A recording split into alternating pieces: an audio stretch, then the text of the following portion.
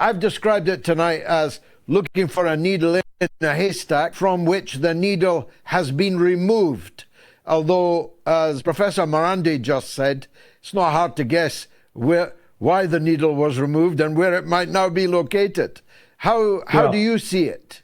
Well, getting access to the files, it's posted online, but it's a challenge.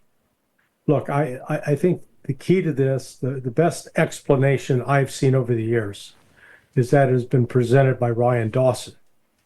The connection to Israel in this incident is quite strong. So the fact that Jack Ruby assassinates Lee Harvey Oswald was not just a coincidence. He wasn't just somebody who really loved Jack Kennedy and wanted to take out his suspected murderer. Ruby was part of a mafia group, and it was not just, he was connected both to the Italian mob and the Jewish mob, being Jewish himself. And the entire motive behind this was that Kennedy was pressing Israel to divulge the fact that it had stolen uranium from the United States in order to build its first nuclear weapon. On top of that, 30 days before Kennedy was killed, his brother Robert F. Kennedy Jr., or Robert F. Kennedy, had sent a letter of intent to the Zionist Organization of America, notifying them that they'd be required to register as a foreign agent.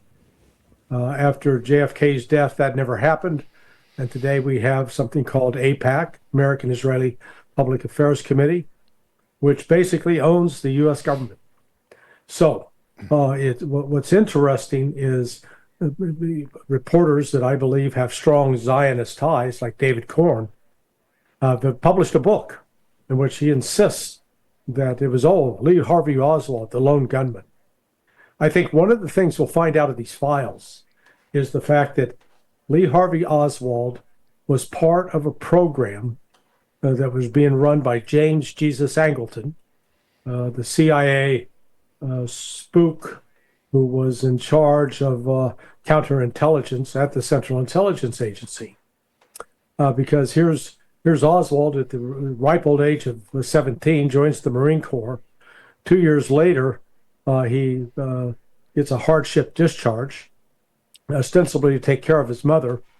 But during that time, he became known as, as a Soviet-loving Marine.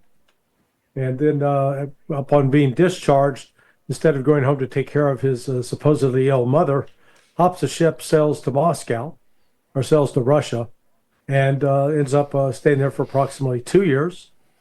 Comes back disappointed, but then continues to seek getting a visa out of the Russian embassy in Mexico. He was in my view, fully under the control of the CIA at the time, and which calls into question what exactly was the CIA's full role in the death of JFK. That I don't think we're going to discover out of these files, unfortunately.